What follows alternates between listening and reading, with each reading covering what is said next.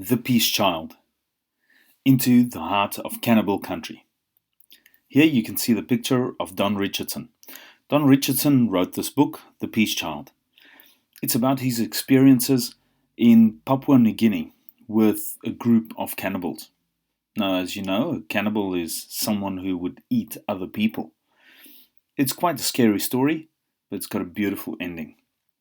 Now, Don Richardson's story starts where he, as a young American boy, decides to serve God with his whole life.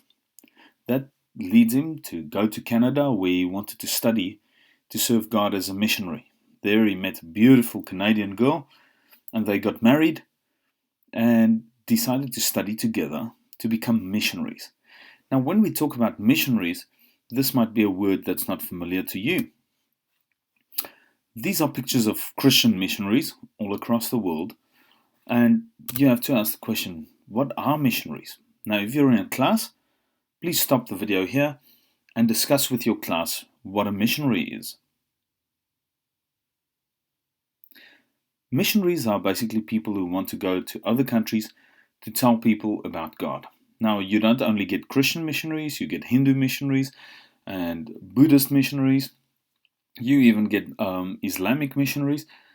But for Christians, missionary work is very important because Jesus asked us to go into all the world and to preach the gospel, the good news of Jesus, and to make disciples, followers of Jesus, and then baptize them in the name of the Father, the Son, and the Holy Spirit. So for Christians, it's very important. And many Christians give up a lot of their lives, their comfortable lives, to go to other countries and share with people what they are doing. And missionaries have been going across the world for up to 2,000 years to spread the Christian message. Now, at this point, it's important to ask this question. Is it right what they are doing, going to change other people's way of life and culture? If you're in a class, please stop the video here and discuss with your teacher. It always fascinates me when people go and they ask this question. Is it right what they're doing, going and changing people's way of life and culture? Now, if it's only one or two people going to another country where there's a large group of people, do you think it's easy for them to change people's way of life and culture? If you were to travel to China and you have to tell them to do things a different way, do you think you'll be very successful? Can you imagine someone coming to Australia and saying to you, well, what I think you need to do is immediately stop barbecuing meat. I think that's a really bad thing. You need to come and join us and not eat any meat anymore. I don't think that's going to go down very well across Australia, and I don't think someone will be very, very successful. It's basically this thing where one person or two people can't change a group. The only reason the group will change is if they believe what this person's got is better than what they have at that moment. So Christians don't try to force people to follow their faith. They go and they offer it to other people. If these people choose to follow, they can do so. If they choose to reject it, which is what usually happens, they can reject it. But people only change if they think the change is better for them. Now, you have to ask yourself this question. What would motivate someone to be a missionary? If you're in a class, stop this now and discuss with your teacher. Someone who would choose to go to another country, give up their comfortable life, give up their family, give up their language, to go and live with a bunch of other people to convince them that the way of following God is the best way to live. That's an interesting concept. Why would you do something like that? Several Christians across the world are living in third world nations where life is much tougher, more dangerous, and less comfortable. But they're doing it because they have a real passion for the people overseas. They want to see them live the best lives they can. And Christians really believe that following God is the best way to do it. And they go and offer this to them. So sometimes at great cost. For many Christians, it's even to the great cost of their own lives. Many missionaries have been killed in the field because the people don't want to hear their message. But that has not stopped them. They gladly sacrifice their lives to go and spread this message that they believe is life changing. Now, Papua New Guinea, as you know, is right north of Australia. This is the Cape York Peninsula, and there we've got the Torres Strait Islands, and there's Papua New Guinea. Now, Papua New Guinea used to be run by the Germans and the Dutch, but after the First World War, it became part of the Australian territory. So Australia actually ran Papua New Guinea as almost like a colony, but decided to give Papua New Guinea back to the Papuan people. At this stage, what happened is lots of miners and loggers and hunters were coming into Papua New Guinea. Now, this is traditional tribesmen down here. These people have had no Western education, and many of them have never met Westerners. Suddenly, these rich mining companies, hunters or loggers would come into their area and start trading with them. They would give them nails and machetes and axes, which were very valuable to these people who didn't have the technology to actually create steel or metal, and to them these things were very valuable. Money had no value to them, neither did land, or old trees had no value to them because that was just something they grew up with. So these logging companies would come and for the cost of a few axes be able to cut down large parts of the rainforest. And then these people had nowhere to hunt anymore or live their traditional lives. The other thing that happened is sometimes they would sell part of their land for mining, and the mining companies would exploit the land and use them as cheap labor. The hunters would also come in and for things as small as nails, offer to give them nails in exchange for very expensive furs. At this stage, Papua New Guinea was opening up to business, and while Don Richardson was studying in Canada, someone came and said, "Don, don't you and your wife want to come to Papua New Guinea? There's only the small chance that you can get in there and help these people and protect them against the mining companies, the loggers and the hunters from exploiting these people, and possibly also giving them the word of God." Don and his wife prayed about it because they were in a difficult situation. His wife was pregnant with a baby. They decided that's where God wanted them, and that's where Don decided, "I am going to serve in Papua New Guinea."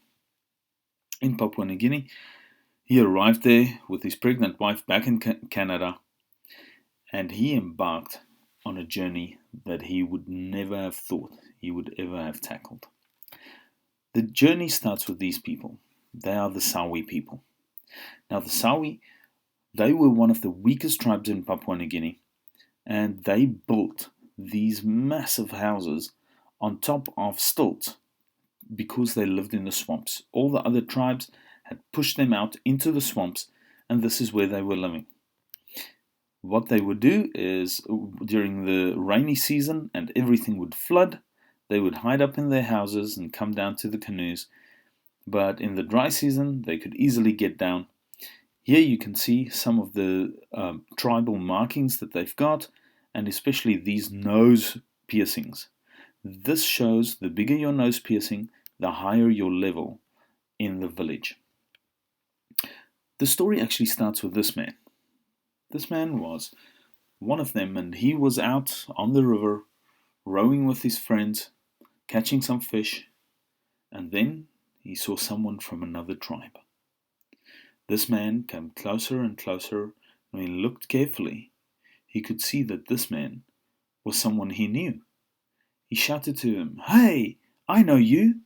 The man looked around startled, not knowing if these guys were hostile, and he said, "I know you. You married my cousin last summer." The man laughed and said, "Yes, I remember you too." They exchanged a few small gifts and started chatting, and he felt quite at ease because this man was a family member. They promised to meet up again later, And they did. They had a good laugh together, and then he was invited to the man house. Now, the man house is actually a place where only men are allowed. Inside the man house, you'll find skulls of people who had been killed by the men, their flesh eaten, and they would store these skulls up in the man house as prizes because they were also headhunters.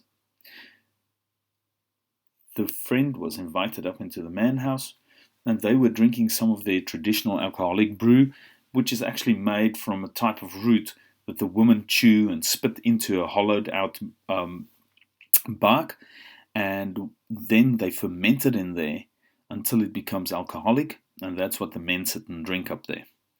They had a good chat and a good laugh. They gave their new friend a good meal and sent him off and invited him to bring some of his friends. He went off, and after a few weeks he returned with a few friends. They went up to the man house and they were offered some more drinks. While they were sitting there, this man walked over to this family member of his, put his arm around him and said, "You are my family member. I am so glad you came to visit us." What he didn't realize was that was the sign for all the other men to lift up the mats they had in the house. They took out their spears and they killed their visitors. They threw their bodies down from the top of the man house and they started cooking their bodies as the women danced and sang. Now, as they sang, the people didn't feel at ease to eat these bodies. They had to come and cheer and encourage each other to eat it because they believed if you ate someone else, you would actually get their strength. So these men were prided themselves in the fact that they could coerce someone into believing that they were a friend and then kill them. This was something in the Sawi culture that Don Richardson didn't know he was going to encounter. The highest thing in Sawi culture was if you could convince someone that you were their friend and then kill them. They called it have a friend like a pig. You know how you get a little piglet and you look after it and it trusts you and you feed it, and then when it's big and fat, you finally kill it. The story of this killing was left in the village for years. People treated him like a hero because he was the most deceitful of the whole group. They would even teach their children to steal and to lie and be deceitful. And if you were deceitful enough and you could even trick your parents, you would get a reward. It's a very different society to the one you grow up in. Now it's into this society that Don Richardson arrives. He comes and he rows in a dugout canoe with two translators. The people came out of the forest, and as he got out of the dugout canoe, they were waiting there for him. And through the translator, he explained that he wanted to come and live with them. Now, they thought this was a great idea because he was a white ghost. They had never seen Europeans before, and they'd only heard of the white ghosts. The white ghosts, which are European type people, were the ones who brought machetes and axes and nails, things that they found very useful. So they were very excited when they heard that he was going to live there. They quickly helped him to build a little shelter and a little house for him and his family, and then through the translator he explained to them that he would go away and he'd come back with his wife and his little baby. Don Richardson left, and off he went back to Canada to go fetch his wife and their new baby. You can imagine if you had to take your family to a group of people like this, where you don't know whether they're having you over for dinner or whether you are going to be dinner. Now, they arrived, and when they arrived, all the men were dressed up in their war gear, and they were dancing outside and welcoming them to their new village. Don's wife was a trained nurse, and she very quickly helped people with some of their tropical diseases, infections, and people were fascinated by it. That night, their first night, they wanted to sleep, but the drums were still beating from the big party to welcome them, and they didn't have any curtains. People would stand outside and just stare into the hut, looking at them sleep, because they'd never seen people like this. They tried to take off their clothes because nobody there wore much clothes, and they wanted to see what these new people looked like without their clothes on. It was quite an interesting experience for them. Now, Don immediately started working to try and communicate with them. He started learning their language. He was learning to write it down and turn it into a written language for the first time in history. He would learn the words faithfully every day until he could eventually speak the language well enough to be able to tell them a story. He wanted to tell them the story of Jesus. So he told them about the Son of God that came down to earth to come and save all men. And that his Son, Jesus, walked amongst us, he did great miracles, and that there was one of the disciples called Judas that betrayed Jesus with a kiss and then had Jesus crucified. All the people immediately stopped him and said, wait, tell us about this Judas. He said, Judas is the bad guy. They said, no, we like Judas. Judas is the one who could even trick the Son of God. And every time they saw him, they just wanted to hear the story of Judas and what a good trickster Judas was. Poor Don. He wanted to explain to them how much God loved them and how Jesus came to save them, but the only person they wanted to hear about was Judas. Now, because Don was living there, another tribe decided they wanted to move closer because they wanted some of the axes and machetes that they thought a white ghost would be giving. They moved closer, but this was the same tribe that they had killed the members of. Immediately, when they saw each other, they decided to have a war. And the only piece of clear land was right outside his house. These men would attack each other. They would cut each other with machetes, shoot each other with bow and arrow. Don and his wife had to rush out and stop them from fighting. And then his wife would spend the next 2 days just sewing up all the injuries and trying to save people's lives. He was so frustrated and he just prayed, God, please give me a way to communicate to these people. And day after day, he had to break up fights. Eventually, after more than a year that they lived there, one day they heard a big buzzing sound up in the air. And as they looked up, it was a seaplane that came in to land on the big river. All the people ran away. They thought it was a sky demon that was coming down. And when they saw a woman get out of this sky demon, they were even more scared and ran into the forest. The woman who got out was actually his sister-in-law. She came to visit her sister, and she brought him the most amazing gift. It was an outboard motor that he could use on his dugout canoe. He had a young boy working for him, and he said to the young boy, "Come on, I'm going to show you what speed is." He told the young boy to sit in the front of the dugout canoe, and he mounted the outboard motor on the outside. And he said to him, "Okay, you hold on and tell me if there are any logs, crocodiles or snakes up the front so that I can slow down." He put his wife, his baby and his sister-in-law in with him, and he started charging up the river. The young boy got so frightened because he had never been so fast ever before in his life. And he froze and forgot to tell Don that there was a big log coming down the river right in front of them. All the people in the village came out to see what this noise was of the outboard motor. The next moment, the whole dugout canoe was flung into the air as it hit the big log in the river.